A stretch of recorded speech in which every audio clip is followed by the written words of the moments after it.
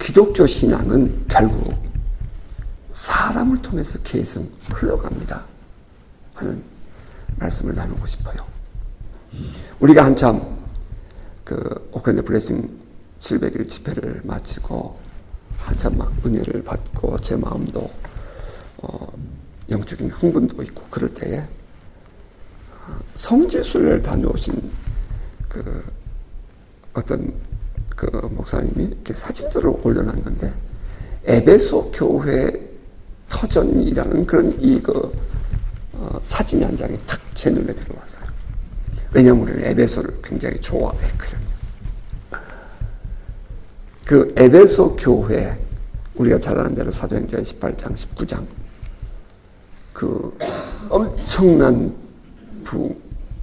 바울이 손수건만 올려놔도 병든 자가 고쳐지고 귀신이 쫓겨나고 막 그러면서 집회를 2년 동안 했었잖아요. 그렇게 해서 교회가 세워지고 그 에베소 교회의 양육을 디모데가 하고 동역하는 것이 브리스길라와 아굴레아가 동역하고, 그리고 또 이어서 사도 요한이 그 교회를 양육하고 하면서 당대의 어마어마한 교회로 성장하는 것이 에베소 교회인데, 이제 세월이 흘러서 지금 에베소 교회의 모습은 어떤가? 덩그러니 기둥만 세워져 있고, 규모가 굉장히 큰 사진에 보니까 그 덩그러니 기둥만 세워져 있고 그냥 널브러져 있는 그런 사진을 보는 순간 가슴이 턱 메이더라고요. 하나님이 하신 일들이라고 우리가 섭리를 받아들인다고 하지만 과연 그것을 어떻게 내가 받아들일 수 있을까?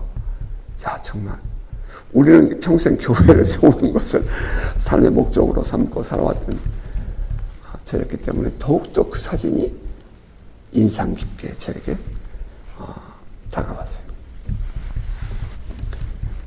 이 로마서를 묵상하면서 쭉 지금 우리가 로마 교회의 형편에 또 그 사도 바울의 가르침, 성경을 통하여 우리에게 주신 하나님의 말씀을 지금 듣고 있는데요.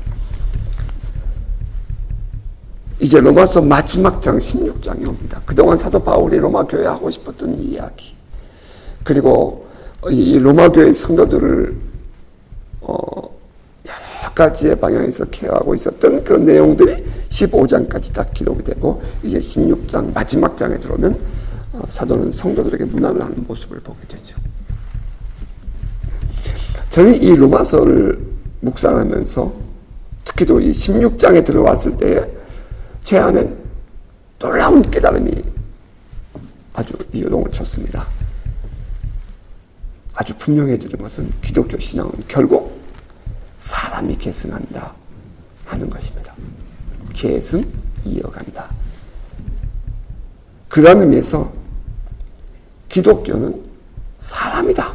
저는 이렇게 표현을 하고 싶어요. 딱 단적으로 표현은. 그런데 그 사람이 어떤 사람인가 하는 것입니다. 하나님 살아계시고 하나님은 지금도 그 당신의 나라를 이루어 가시고 지금도 하나님의 다스리심은 계속되고 있고, 놀라운 signs and wonders, miracles and healings, 그러면서 여러 가지의 방향에서 하나님의 다스리심과 하나님의 왕되심을 드러내고 있는데, 그럼에도 불구하고 여전히 이 기독교 신앙이 흘러가고 계승되는 것은 사람을 통해서 일하고 있다, 하나님께서 하는 사실입니다. 그 사람이 어떤 사람이냐 하는 것입니다. 살아계신 하나님을 믿는 사람들, 그 중에 예수 그리스도께서 십자가의 죽으심으로 나의 죄의 값을 지불해 주셨고, 또 부활하심을 통해서 우리의 죄가 완전히 사함을 받았을 뿐만 아니라 그것을 믿음으로 인해서 하나님의 자녀가 되었다는 사실을 확실하게 믿는 믿음, 그 믿음을 가진 사람들, 그리고 우리가 하나님의 자녀가 되고 하나님의 다스리심 안에 살게 됐다는 그것은 오직 예수 그리스도를 통해서만이다 하는 사실을 믿는 사람, 그리고 그 모든 것 위에 이 우리의 신앙이 단순히 지식으로 끝나는 것이 아니라 살아계신 하나님의 영, 성령을 통해서 자유함을 누리고 그 안에서 사는 사람들, 그런 사람들은 가치관이 다르고 삶의 방식이 세상 일반 사람들과 다르죠. 그래서 그런 사람들 통해서 기독교 신앙은 흘러간다는 것입니다. 교회 안에는 많은 사람들이 나도 예수 믿어요, 나도 교회 다녀요, 이렇게 말하는 사람들이 있지요. 어떤 사람은 나도 예수 그리스도를 경험했어요 라고 말하는 사람도 있어요. 그런데 좀 죄송하게도 그런 사람이 모두 다 함께 기독교 신앙을 흘려보내는 것은 아니더라는 것입니다.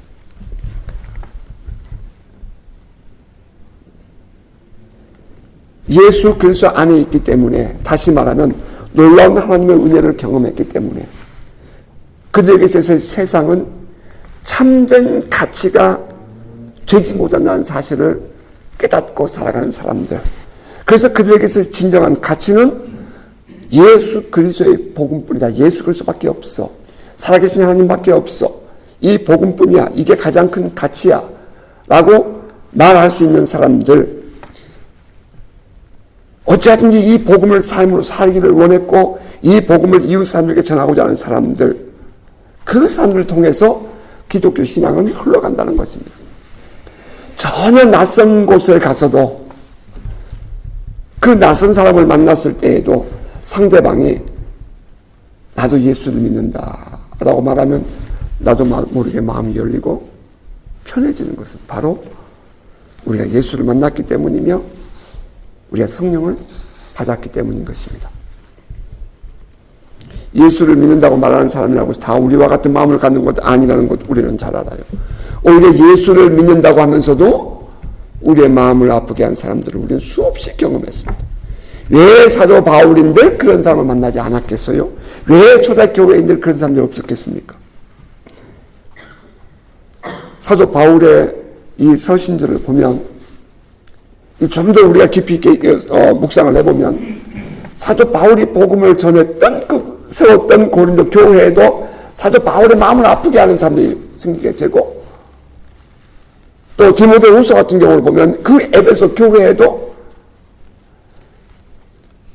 오늘날 따지면 집사요, 권사 같은 분들이죠. 윤희가, 순두개 같은 사람은 교회의 리더십들이에요. 여신교들이죠. 교회 안에서 싸움을 나. 그래가지고 교회가 시끄러워지는 그런 일들이 기록되어 있습니다.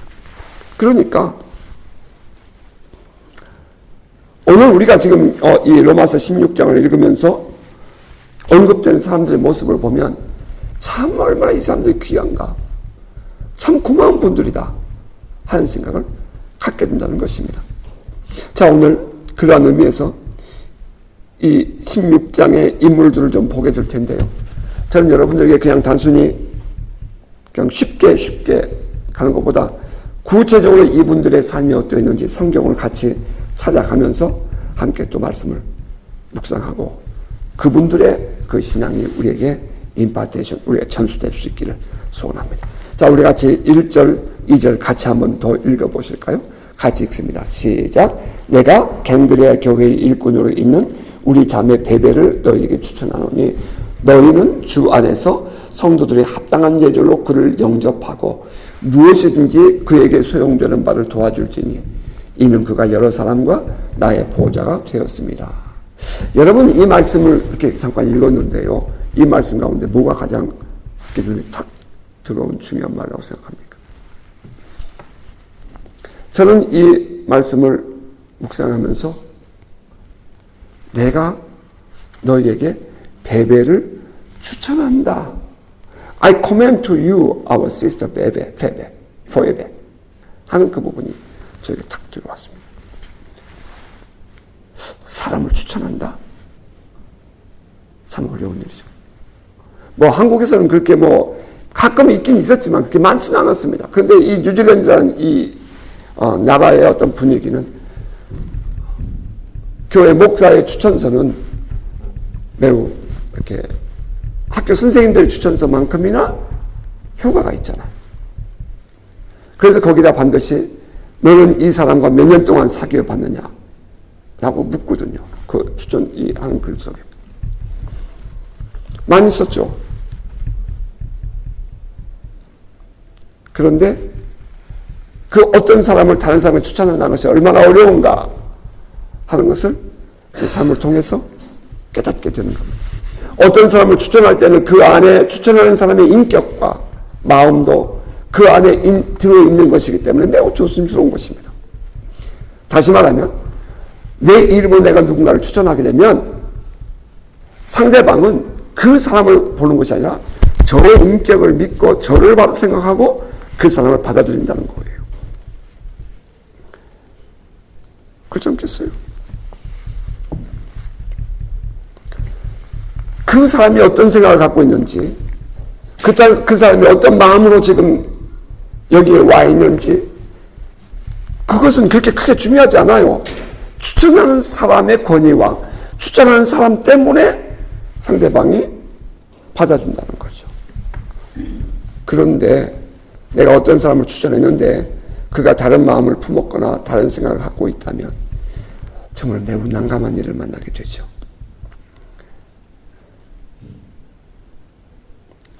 어떤 분에게 제가 이런 얘기를 했더니 그 목사님은 목사님 나는 절대로 추천서 안 써줘요 이 나라에서.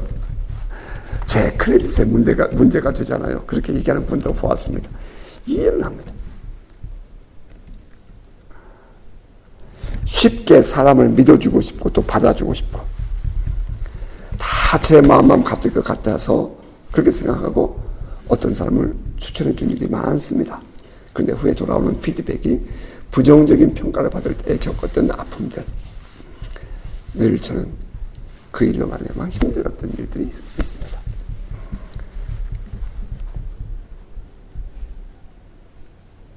잘 써달라는 부탁을 거부할 수 없어서 그 사람이 앞으로 그렇게 살아주기를 기대하는 마음으로 써주었다가 낭패를 본 일도 있지요, 사실. 예, 추천을 하기 위해서 중요한 것은 그 사람의 됨됨이와 삶의 모습을 알아야 한다는 것입니다. 자, 그러기 위해서는 함께 살며 그 사람을 경험해 보는 것이 매우 중요합니다.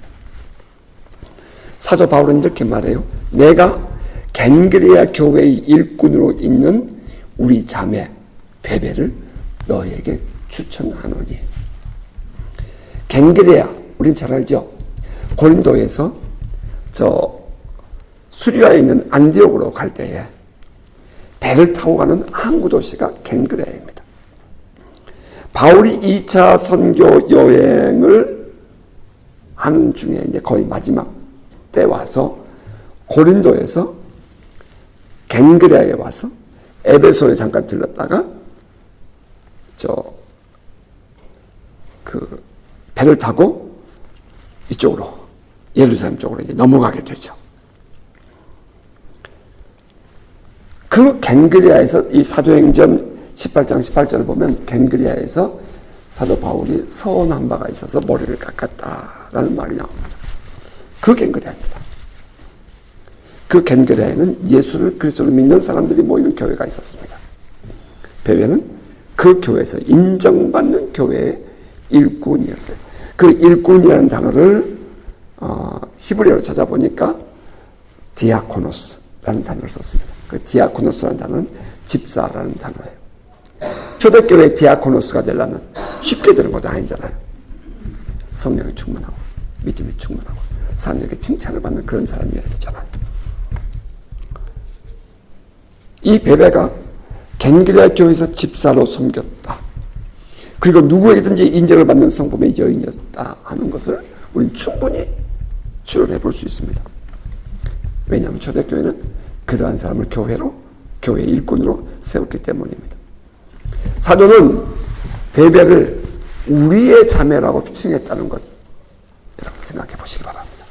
사도 바울의 동역자들이 모두 인정할 만큼 가족과 같은 사람이었을 것임에 틀림없습니다. 그녀는 우리의 자매, our sister라고 인정할 만큼 마음과 뜻을 통하는 사람이었습니다. 사도 바울은 이와 같이 사도와 함께하는 동역자들이 있었다는 것이 참 복입니다. 우리라는 공동체 안에 합당한 사람, 함께 있을 때는 우리 같은데 헤어지고 나면 남이 주는 그런 사람이 아니라 언제나 변함없이 생각을 같이 해주고 뜻을 같이 해주는 사람, 미래에 대한 꿈을 같이 꾸어주는 사람, 변함없이 생각을 같이 해주고 뜻을 같이 해주는 사람, 바로 그런 사람이 우리라는 단어에 합당한 사람일 것입니다. 나의 아픔을 드러냈을 때에 함께 아파하고 나의 고통을 함께 나누어 질 수 있는 그 사람, 그가 우리입니다. 때로는 나의 생각과 나의 마음에 맞지 않아도 기다려주고 믿어주는 사람, 그런 사람이 진정으로 우리라는 단어 속에 포함되는 사람이죠. 어떤 조건 때문에 혹은 어떤 기대감 때문에 모이는 사람들이라면 교제하는 사람들 정도는 될 수 있을 거예요. 하지만 우리라는 단어는 그 속에 어울리지 않는 사람인 것입니다. 그러한 의미에서 이 우리라는 단어에 가장 잘 맞는 단어가 뭐냐? 저는 가족이라고 생각합니다. 가족. 이 가족의 울타리는 모든 것이 다 포용되고 이해되고 기다려지고 용서가 되고, 그렇죠. 화가 나고 속상해도 간밤에 등명이고 잠을 자도 다시 아침이면 얼굴을 맞대고 볼 수 있는 관계, 이게 우리죠. 그래서 헤어졌다, 이것은 우리가 아니죠. 그런데 이 가족이라는 울타리 안에서 생각할 수 있는 우리라는 단어가 성령 안에서 예수의 피로 하나됨을 이룬 신앙 공동체 안에서 또한 우리는 우리라는 단어를 생각해 볼 수 있어야 한다는 것입니다. 사도는 베베를 로마 교회에 추천하면서 우리 자매 베베라고 했다는 것입니다. 그리고 이절은 이렇게 말해요. 너희는 주 안에서 성도들의 합당한 예절로 그를 영접하고 무엇인지 그에게 소용되는 바를 도와줄지니 이는 그가 여러 사람과 나의 보호자가 되었습니다. 초대교회 안에서 낯선 사람이 교회 안에 들어왔을 때에 그들이 갖는 경계심, 우리는 이해할 수 있을 것 같아요. 더군다나 전에 한 번도 만나본 일이 없는 낯선 사람이 교회 안에 들어왔을 때의 그 분위기, 요즘 같으면 새로운 사람이 교회에 왔다고 좋아할지 모르겠지만 당시 교회는 외부의 박해와 그 내부의 분열을 주장하는 사람들로 인해서 매우 긴장하고 있던 터 아니었습니까? 비록 사도 바울의 서신을 가지고는 왔다고 하지만, 이 베베가 사도 바울의 편지를 가져오니까요, 왔다고 하지만 그 베베에 대한 부담스러움이 어떻게 없다고 말할 수 있겠어요? 베베가 로마에 왜 갔는지 우리는 알 수 없지만 추측컨대 베베의 로마 방문은 이번이 초행길이었을 가능성이 높습니다. 너희는 주 안에서 성도들의 합당한 예절로 그녀를 맞이해 주고 무엇인지 그녀가 필요한 것을 도와주어라. 그녀는 여러 사람과 나의 보호자가 되었기 때문이다. 그녀는 여러 사람을 그동안도 도와주었고 나 또한 그녀에게 많은 신세를 졌다, 이 말입니다. 베베가 그동안 여러 사람을 도와주고 사도 바울을 보호해 준 것이 무엇인가를 기대하고 사도 바울에게 혹은 성도들에게 기대했기 때문이었을까요? 아니죠. 확신하건대 그녀는 수없는 박해와 고난을 당하면서도 복음 전도자의 삶을 사는 바울과 그 일행에 대한 고마운 마음이 있었기 때문에 겐그레를 지나다니는 복음 전도자들, 특히도 사도 바울과 그 일행에 대해서 보호자가 되어지고 그들을 지켜주는, 공급해주는 그런 삶을 살았다는 것입니다. 은혜 받은 사람에게서 보이는 일반적인 성품의 변화, 부드러움이죠. 은혜 받고 나면 사람이 부드러워지죠. 친절해집니다. 다른 사람에 대한 배려심이 많아지고요. 은혜 받고 나면 성김이 풍성해집니다. 그리고 좀 더 나아가면 이웃과의 관계에 있어서 용서와 용납이 가능해져요. 은혜 받고 나면 용서가 돼요. 전 같으면 화가 나서 그냥 같이 맞붙어 싸울 것 같은데 은혜 받고 나면 은혜 받은 그날 저에게는 그게 다 용서가 된단 말이에요. 또 그 모습 그대로가 용납이 되는 거죠. 은혜를 받고 나면 말이에요. 이해하고 포용하는 것이 넓어집니다. 관용하는 삶을 살게 된다는 거죠. 베베가 사도 바울의 복음 전도에서 예수를 영접했는지 혹은 그렇지 않은지 우리는 전혀 알 수 없습니다. 하지만 그녀가 이제 참된 신앙인이 되고 인정받을 만한 여인이 되었다는 것은 그가 우리말로 하면 은혜 받은 사람이었다 하는 것입니다. 여러분, 우리도 이와 같이 베베처럼 말이에요. 좀 인정받고 인정해 줄 수 있는 이런 사람으로 될 수 있기를 바랍니다. 자, 그리고 이제 3절부터 5절 잠깐 좀 또 같이 읽으세요. 3절부터 시작. 너희는 그리스도 예수 안에서 나의 동역자들인 브리스게라와 아굴라에게 문안하라. 그들은 내 목숨을 위하여 자기들의 목까지도 내어놓으나니 나뿐 아니라 이방인의 모든 교회도 그들에게 감사하느니라. 또 저희 집에 있는 교회도 문안하라. 거기까지만요. 브리스가와 아굴라의 이름이 성경에 처음 등장하는 곳은 사도행전 18장입니다. 브리스길라 혹은 브리스가 이제 이렇게 표현이 이름이 좀 달라지지만 로마식의 표현은 브리스길라이죠. 그래서 성경학자들은 이 브리스길라라는 이름으로 이 여인이 불린 것을 볼 때에 이 여인은 로마에서 태어났을 가능성이 있다라고 봅니다. 아굴라, 이 아굴라는 소아시아 지방의 저 북쪽 흑해 연안에 있는 본도 출신 유대인입니다. 소아시아의 남쪽 길리기아 타르수스 지방의 출신이 누구요? 바울이죠. 유대인이죠. 소아시아 터키 지방입니다. 예루살렘 쪽이 아니에요. 이 소아시아 지방의 북쪽 본도 출신의 디아스포라. 그 아굴라가 저 로마로 이주해 갑니다. 그리고 아마도 브리스길라를 거기서 만나서 결혼을 한 것 같아요. 아굴라가 브리스길라와 함께 로마에서 삶을 사는데 그 당시의 사회적인 분위기는 이랬습니다. 크리스찬들이 특히 유대인들이죠. 주일이면 자기들끼리 모여가지고 성찬식을 하고 교제를 합니다. 그런데 이제 사람들에게 뭐라고 소문이 났는 거 아니에요? 저들은 사람의 살과 피를 먹는 사람들이다 라는 말이 로마 시대에 번지게 됩니다. 이제 떠도는 소문이 뭐냐면은 이 예수쟁이들은, 예수 믿는 사람들은 예수가 그리스도요 메시아요 우리를 다스리는 왕이다라고 얘기를 한다는 것입니다. 그 예수가 다시 온다라고 그들은 믿고 있었다는 거죠. 자, 그러면 이제 문제가 뭐가 돼요? 당시의 통치 체제 하에서 황제가, 시저가 그들의 왕인데 그들을 다스리는데 지금 이 로마 안에 있는 그리스도인들이 체제를 거부하는 모임을 갖는다는 말이 황제에게 들어옵니다. 그 황제가 그때 글라디우스 황제입니다. 그러니까 이제 이 로마 안에 그 사회적인 분위기, 사회적인 삶의 방법과 전혀 다르게 독특하게 모여지는 유대인들이 성장해 간다는 소식을 듣게 되니까 교회를, 크리스천들을 박해하는, 거부하고 있었던 글라디우스 황제는 로마에 칙령을 내려요. 로마에 살고 있는 모든 유대인들은 로마를 떠나라. 자기 왕권을 지키기 위해서.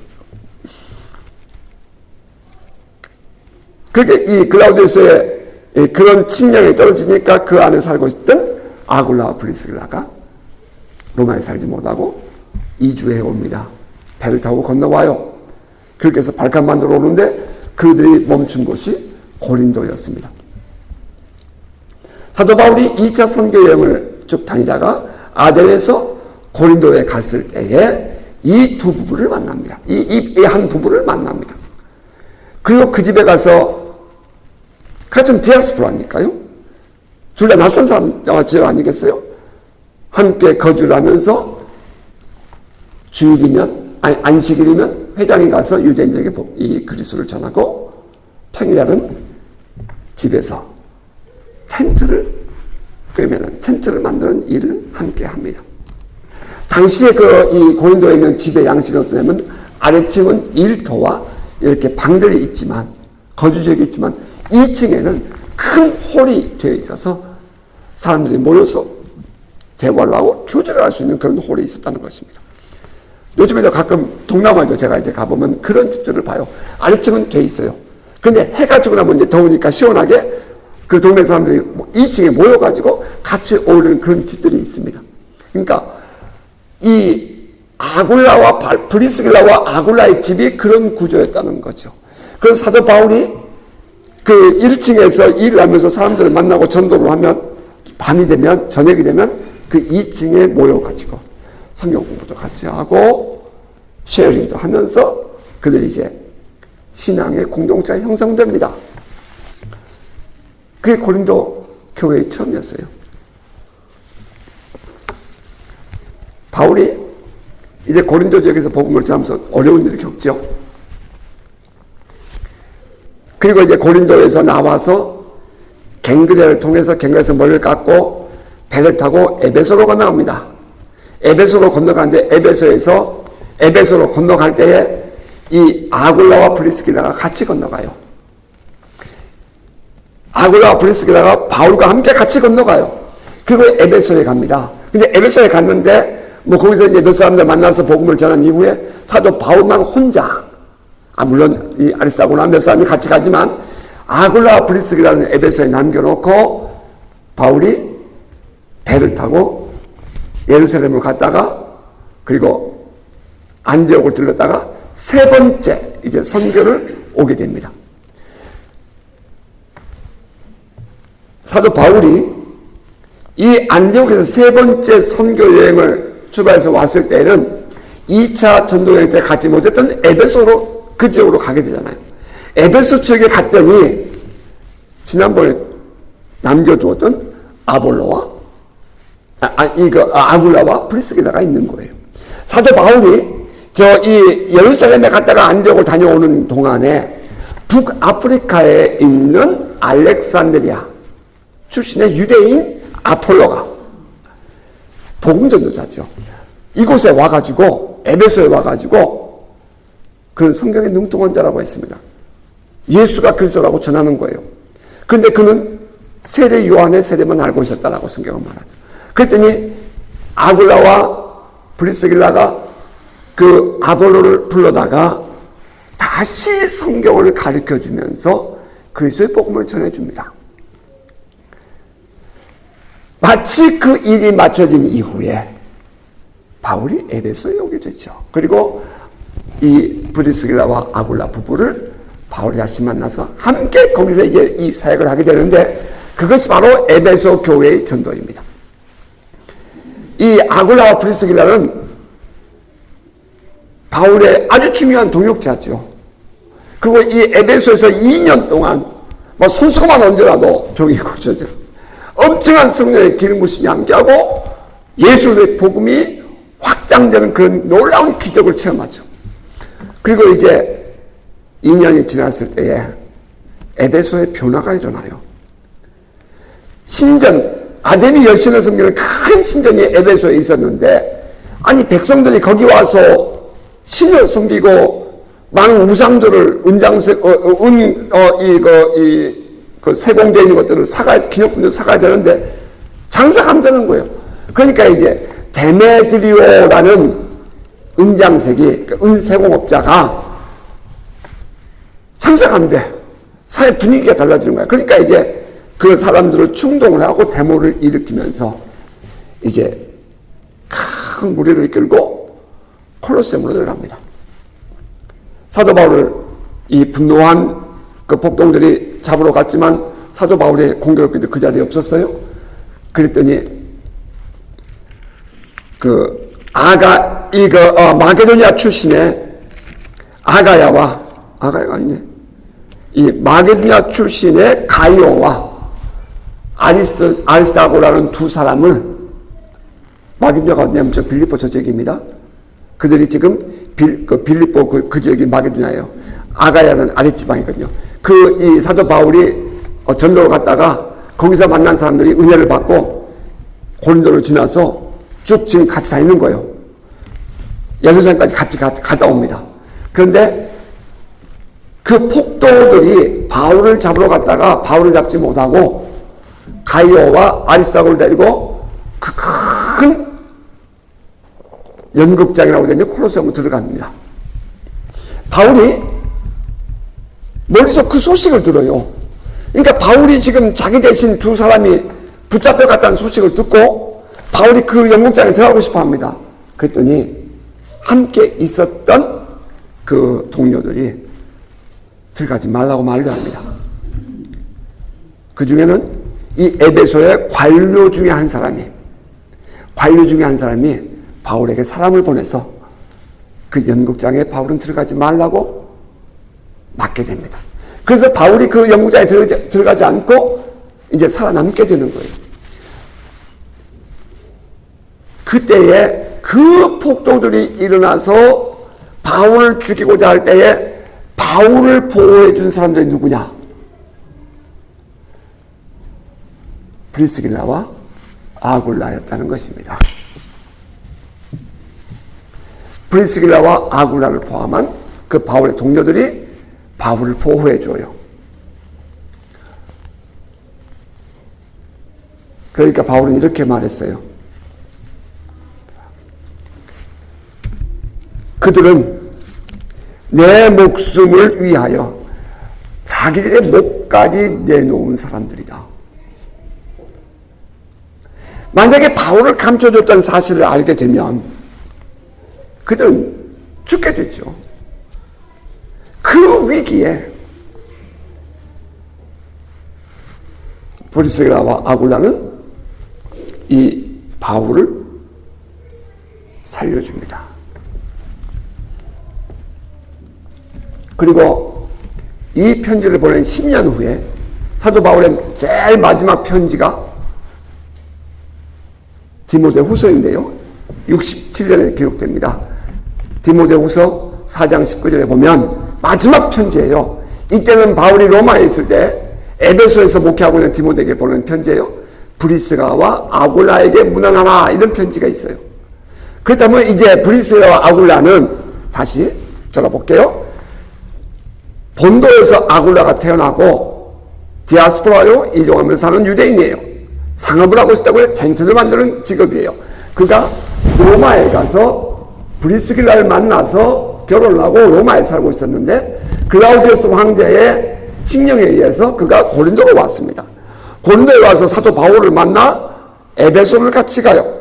그래서 에베소에서 이제 에베소 부흥의 주역으로 동역을 하다가 사도 바울은 이제 저 마게도냐로 쭉 넘어가서 고린도에 가서 이 편지를 쓰고 있고 그 머물러 있었던 아굴라와 브리스길라의 기록은 없어요. 그랬다가 이제 10년 후에 사도 바울이 로마에 갔을 때 로마에 보낸 이 57년의 편지에 고린도에 있을 때죠.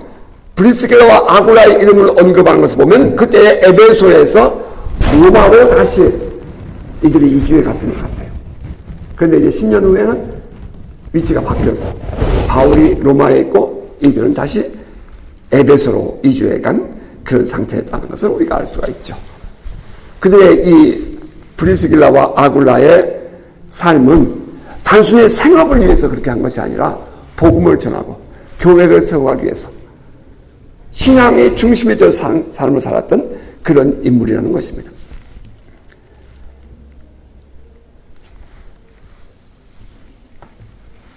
사도 바울,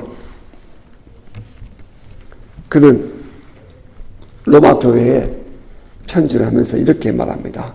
그들은 내 목숨을 위하여 자기들의 목까지도 내어놓으나니 나뿐 아니라 이방인의 모든 교회도 그들에게 감사하느니라.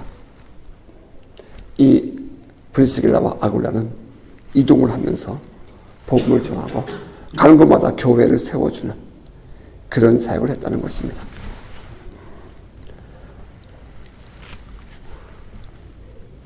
변함없는 사람들, 끝까지 복음 전도를 위해서 사도 바울의 동역자가 되어주었던 사람들, 위기를 만났을 때는 자기의 목까지 내어놓고 그를 보호해 준 사람들, 이것은 오직 성령 안에서 예수 그리스도를 만남으로 서로를 사랑하고 아껴주는 마음을 가진 자만이 가능한 일이었습니다. 바울의 서신들을 묵상해 보면 성령 받고 예수 그리스도를 믿은 사람들 중에도 배신하는 사람들이 있기는 합니다. 하지만 그러는 중에도 사도는 가는 곳마다 준비된 사람들을 만나게 되고 또 이처럼 자기의 생명까지 내어놓는 사람을 만날 수 있었다는 것, 얼마나 귀하고 복된 일인지 모릅니다. 솔직히 한편은 부럽기까지 합니다. 자, 말씀을 맺겠습니다. 기독교 신앙, 이것은 신실한 사람을 통해서 흘러갑니다. 사도 바울은 언젠가는 주님 품에 갑니다. 그죠? 사도 바울은 언젠가는 주님 품에 가요. 예, 브리스가와 아굴라도 언젠가 다 주님 품에 가요. 우리도 주님 품에 갈 거예요. 하지만 그 사도 바울을 통해서 복음을 들었던 신실한 사람들은 또 다른 사람들에게 이 복음을 전해 주었고 그들은 삶으로 이 복음의 진실성을 보여주었습니다. 우리가 우리 자녀들에게 복음을 바르게 가르쳐야 할 이유는 무엇입니까? 우리는 언젠가는 이 세상을 떠났지만 우리의 자녀들이, 우리의 저 어린 아이들이 예수 그리스도의 복음을 듣고 살아계신 하나님을 경험하면서 이들의 신앙이 또 다른 다음 세대를 낳게 하게 되기 때문입니다. 여러분의 구원만 문제가 아니라 바로 여러분의 자녀들의 구원이고 바로 이것이 미래를 향한 하나님의 섭리라는 것입니다. 저는 오늘 이제 이 16장에 많은 인물들이 나오지만 한 36명, 뭐 세보진 않았어요. 더 많은 사람들이 나오지만 오늘 저는 시간 관계상 여기까지만 보도록 하겠습니다. 다음 주에 또 다른 사람들 살펴보도록 하죠. 저는 본문에 나오는 인물들, 이 베베와 브리스게라와 아굴라 부부의 이들에게 문안을 전하는 바울의 이 내용, 이 부분을 표준역, 세번역으로 읽어드리면서 말씀을 맺도록 하겠습니다. 겐그레아에 있는 교회의 일꾼이요 우리의 자매인 베베를 여러분에게 추천합니다. 여러분은 성도에 합당한 예절로 주 안에서 그를 영접하고 그가 여러분에게 어떤 도움을 원하든지 도와주시기 바랍니다. 그는 많은 사람을 도와주었고 나도 그에게 신세를 많이 졌습니다. 그래서 예수 안에서 나의 동역자인 브리스가와 아굴라에게 문안하여 주십시오. 그들은 생명의 위협을 무릅쓰고 내 목숨을 살려준 사람들입니다. 뿐만 아니라 이방산의 모든 교회가 그들에게 감사하고 있습니다. 그리고 그들의 집에서 모이는 교회도 문안하여 주십시오. 우리 모두 이러한 신앙의 삶을 살아서 신앙인에게 서로 인정받는 복된 성도들 되시기를 주의 이름으로 축복합니다.